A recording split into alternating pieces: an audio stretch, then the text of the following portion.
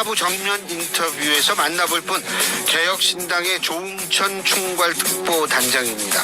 여러분 한 달 동안 기다리셨죠? 지금 스튜디오에 나와 계십니다. 어서 오십시오. 예, 안녕하세요. 참, 근데 그 차상병 순직 사건 관련한 국정조사 여기에 개혁신당도 동참 의사를 밝힌 모양이에요? 그럼요, 당연하죠. 너무 당연한데 이태원 참사 국정조사 때도 민주당이 저 자당목 하나를 떼가지고 그때 기본소득당 용해인 의원한테 줬었죠. 그렇죠. 그렇게 소수당을 배려를 해가지고 들어왔었는데 다만 이제 국정조사가 여야 합의로 이루어지는 게 지금까지 관행이었고 또 여야 합의로 이루어져야 그 정부 부처가 움직입니다. 협조를 합니다.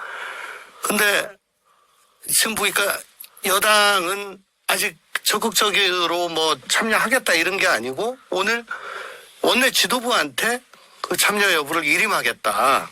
그렇게 의견을 모았던 모양인데 이건 좀 온당치 않은 것 같고 제가 생각에는 왜냐하면 한 대표 자신도 며칠 전에 고 홍정기 일병 모친이 찾아왔을 때 그 나라 위해 희생한 제복 공무원들이 합당한 대우를 받도록 국가배상법 꼭 그 개정하겠다 그렇게 약속을 했잖아요.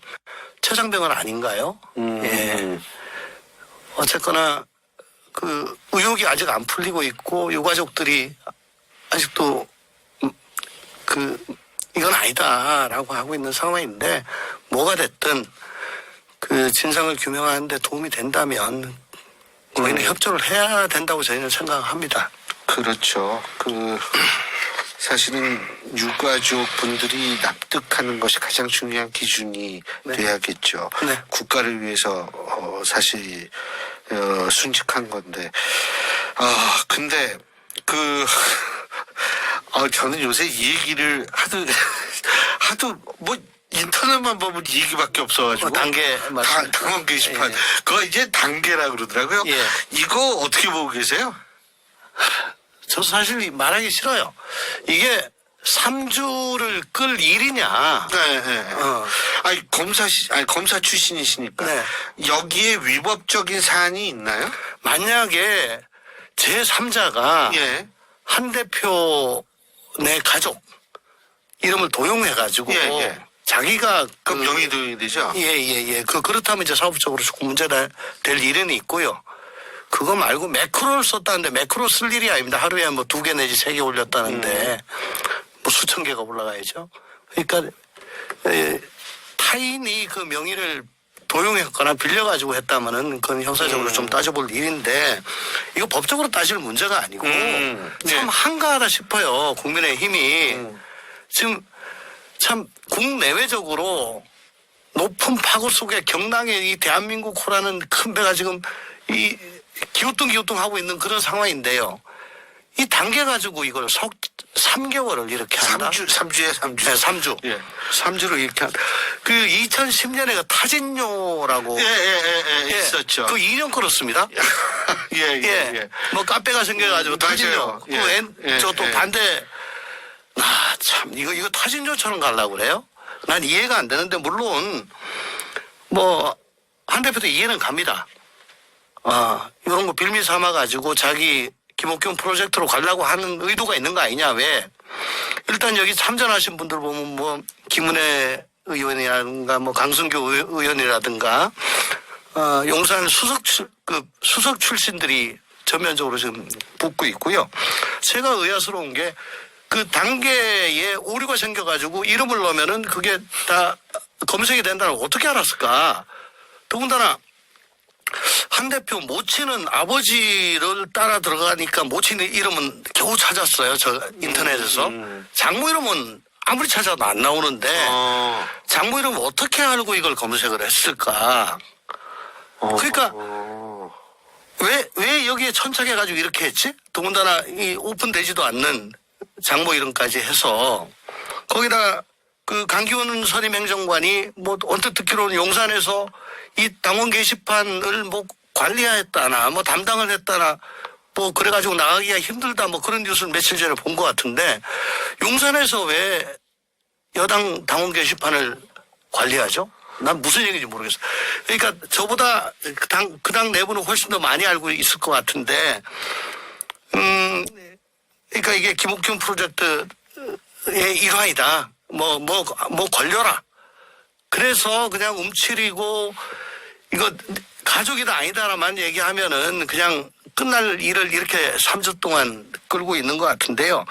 이러다 보니까 한 대표가 아무리 옳은 얘기하고 민생 행보를 이어가도 이게 블랙홀처럼 다 빨아들여가지고 뭐 여당 대표로서 이슈를 생산하고 끌고 나가지는 못해요. 이거 죽이 되든 밥이 되든 이제 떨어야 됩니다, 이거. 아니, 근데 그 한동훈 대표가 지금 김옥균 프로젝트 이런 말씀도 하셨지만 이번 논란이 용산의 조직적 움직임인 것 같다. 뭐 이런 식의 언급을 한 것으로 보도가 된 것 같은데 어떻게 동의하세요?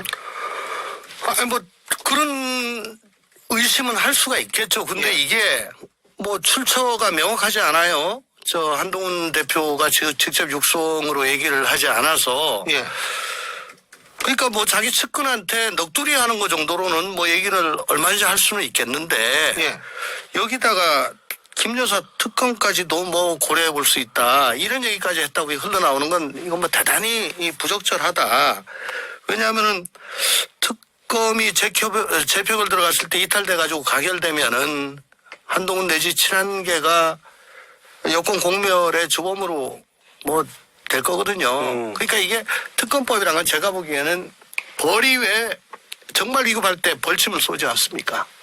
근데 벌이 벌침을 쏘면은 죽죠, 자기. 죽죠. 자기도 죽어요. 그러니까 그건 동기어진하는 겁니다. 근데 뭐 당원 게시판 이걸로 벌침을 쏜다? 그럴 가치가 있냐? 근데 물론 이제 그 한동훈 대표는 본인이 제가 한 얘기가 아니다라는 걸 분명히 말씀을 하셨는데 네. 그 강기훈 그 씨가 당원 게시판 실무자라는 주장이 천하람 의원이 한 건데 이거는 또 아무런 근거가 없다라고 반대쪽에서 얘기하는 측면이 있으니까 이건 우리가 알 수가 없는 거고. 그렇습니다. 근데 근데 어쨌든 지금 이런 당원 게시판 논란이 친윤, 비윤, 정확히 얘기하면 친윤, 친한계의 갈등인데 이것이 궁극적으로 계속 나가다 보면 글쎄요, 그 이탈표가 좀 생길까요?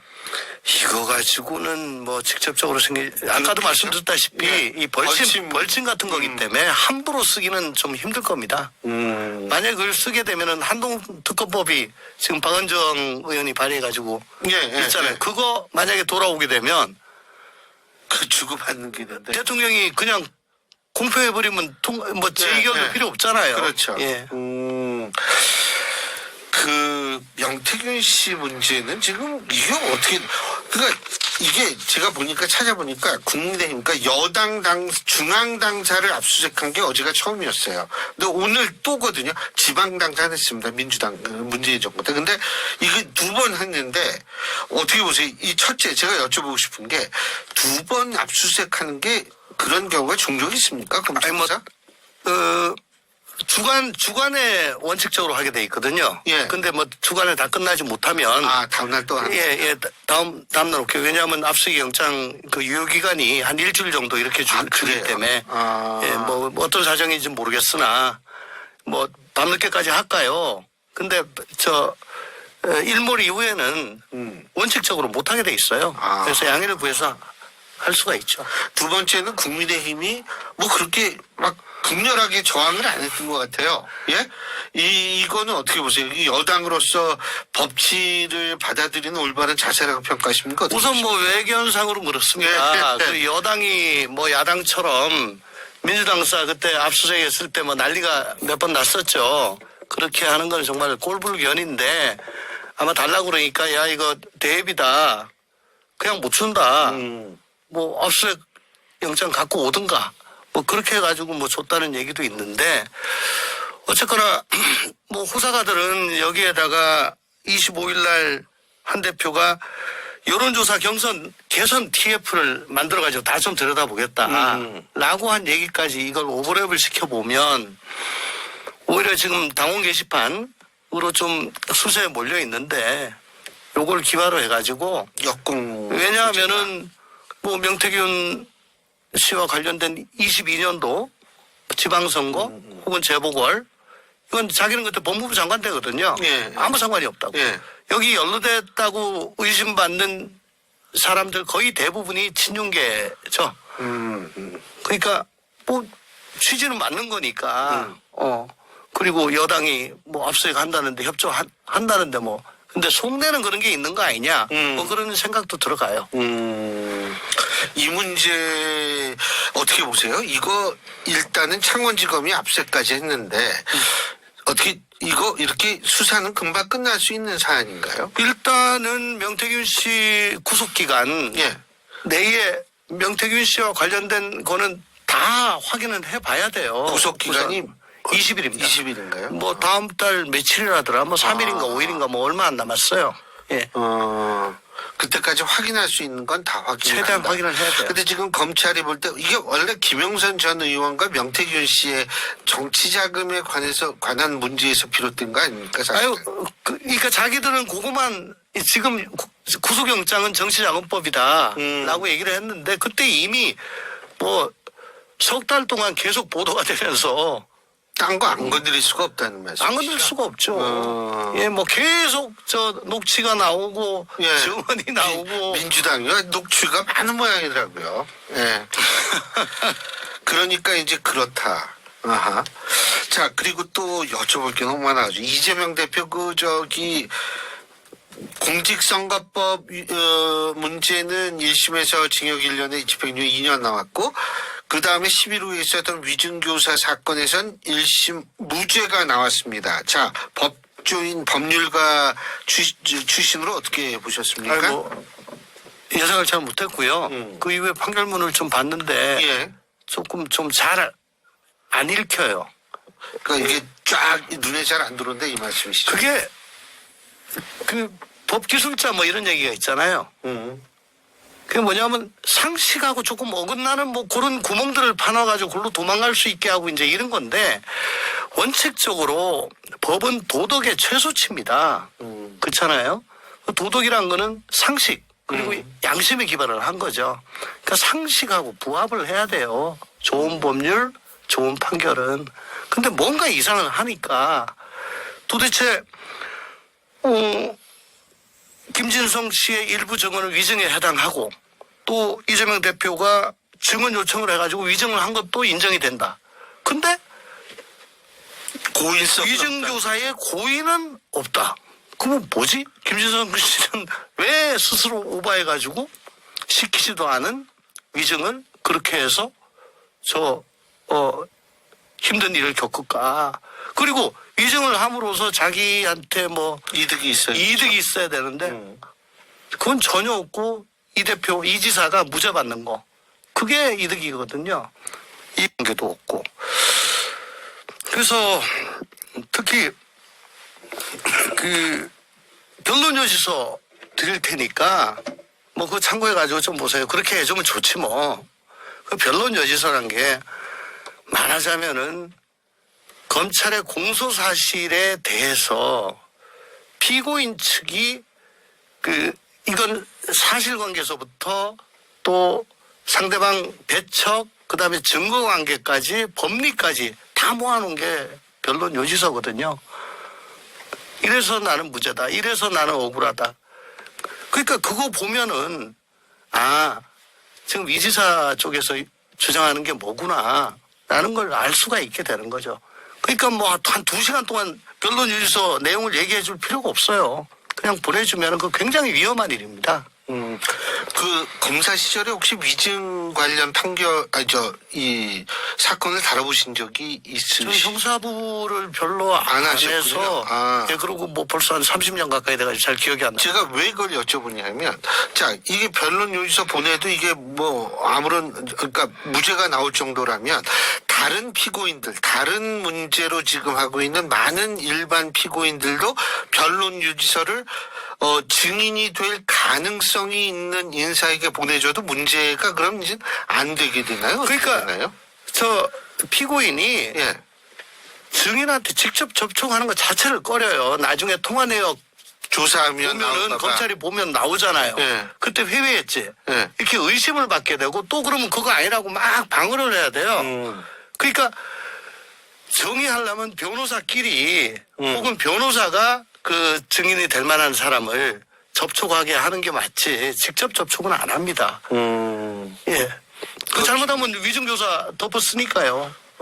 근데 이번에 이런 판결이 나왔으니까 이제 조금 피고인들도 좀 더 적극적으로, 그러니까 우리가 좀 좋은 표현을 하면 방어권을 적극적으로 이제 인정했다 이렇게 볼 수 있는 거 아니에요? 아니, 그러니까 서증이나 물증이 아니고 이 증언밖에 없는 사건에서는 이거 앞으로 참 재판하기가 상당히 곤란할 것 같습니다.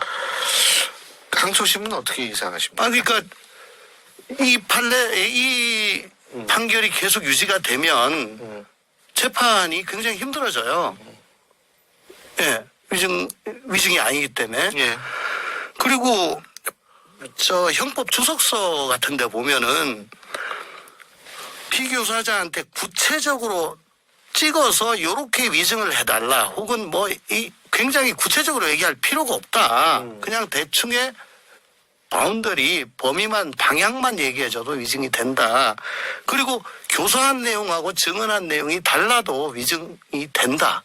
위증 교사가 된다.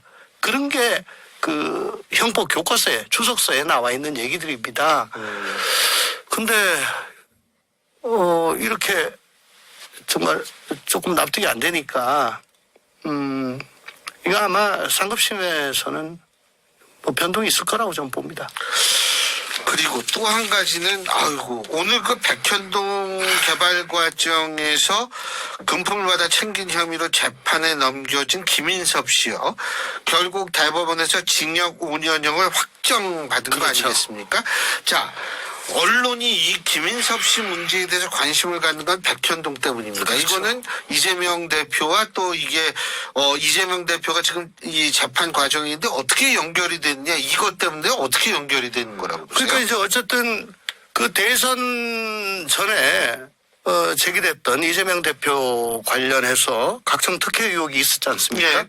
그 형사 사건 중에 대법원 판결로 확정된 최초의 사례죠. 근데 이 김인섭 씨는 자기는 정바울 그 디벨로퍼하고 동업 관계로 그 같이 한 거다. 내가 뭐 이 공무원들한테 알선 청탁하고 브로커 노릇을 한 게 아니다라고 했는데, 아니다. 당신은 디벨로퍼로서 역할을 한 게 아무것도 없고 오로지 정진상이나 이 시장과의 그 가까운 관계를 통해 가지고 잘 안 풀리는 거 풀어준 거야. 근데 그거 특가법상 알선 수재에 해당돼. 딴소리 하지 마. 라고 오늘 이게 확정이 된 거거든요. 그러면 이게 공직선거법이 그 국토부 협박에 의해 가지고 백현동 그 용도 변경을 한 거다라고 한 게 지금 유죄가 났잖아요. 예, 예. 그게 아니고 이게 안 되다가 김인섭 씨를 채용하니까 그냥 풀렸다라는 게 그래서 뭐 허가방이라고 그러잖아요. 거기를 이제 뒷받침하는 거고, 또 백현동 사건이 또 있죠. 네. 백현동 사업 과정에서 민간업자한테 특혜를 몰아줘 가지고 1,350억 원 정도의 그 이익을 업자한테 주고 성남 도계공은 빠지게 해가지고 그런 손해를 입게 했다는 게 이제 이 백현동 사건이거든요. 그러니까 김인섭 씨가 중간에서 키맨으로 역할을 했고, 그 창구는 정진상이고 뒤에는 이제 이 지사가 있는지 없는지는 백현동 사건을 하면서 재판하면서 그걸로 이제 판가름을 내는 거죠. 근데 정진상 실장까지는 지금 확정이 된 것 같습니다. 그렇군요. 이거 뭐, 그러니까 근데 이거 사실 그 백현동 대장동 관련 사건 재판은 굉장히 오래 걸릴 것 같아요. 대장동 백현동은 대선 전에 안 끝나죠? 1심 끝나면 다행입니다. 예. 너무 사이즈가 커서. 저건 어떻게 보세요? 달복송금 문제는요? 그거는 그거보다는 그래도 조금 빨리 갈 수는 있는데, 그래도 뭐 계속 끌겠죠. 한 가지 더, 이화영 전 부지사에 대한 그 재판이 조금 더 늦어졌잖아요. 3주. 예, 3주. 그거는 이유가 뭐라고 보세요? 법조인. 아마 판결문을 쓰다가 보니까 네.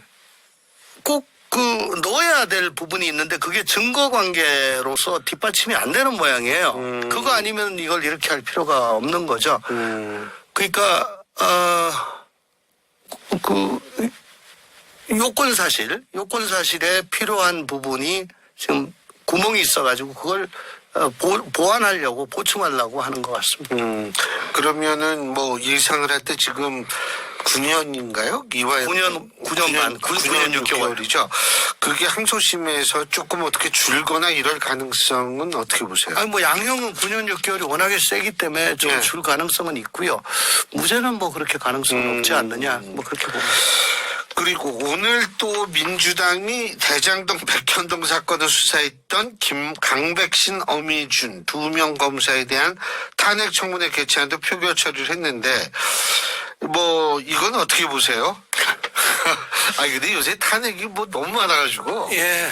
하여간에 이게 결국은 이재명 대표나 민주당에게 독이 될 겁니다. 예. 이게 무슨 얘기냐면 지금 윤석열 대통령 뭐 지지율 저렇게 낮고 국정 수행 능력에 전부 다 퀘스천 마크 붙이잖아요. 거기다 불통에다가 국정기조 저렇게는 안 된다. 도대체 저 뭐냐라고 예. 막 그렇게 불만을 내도 불이 잘 안 붙어요. 예. 그 이유는 뭐냐면 말로만 민생하고 말로만 오른 척하지 강성 지지층만 눈치 보고 탄핵, 특검, 뭐 그다음에 법안 강행 처리 이것만 힘자랑만 하잖아요. 그러니까 입법권만 가지고도 이렇게 하는데 만약에 민주당 혹은 이재명 대표가 행정권까지 가졌을 때는 이거 누가 말리냐. 그리고 사법부 판결 마음에 안 들면 막 그냥 욕하고. 그래서 이건 브레이크 없는 기관차가 될 거다. 독재가 될 거다라고 걱정을 하는 분들이 많습니다. 그러니까 지금 윤석열 대통령의 리더십 공백을 메꿔줄 만한 게 지금 민주당은 아니다. 이재명은 아니다. 그 탄핵에서 누구 좋은 일 시키라고 예. 이런 생각들이 있어요. 그러니까 이렇게 탄핵 자꾸 하면은 저 광장에서 아무리 저래봐야 그냥 소리 없는 메아리 되는 거거든요. 지금이라도 소수당을 배려해야죠.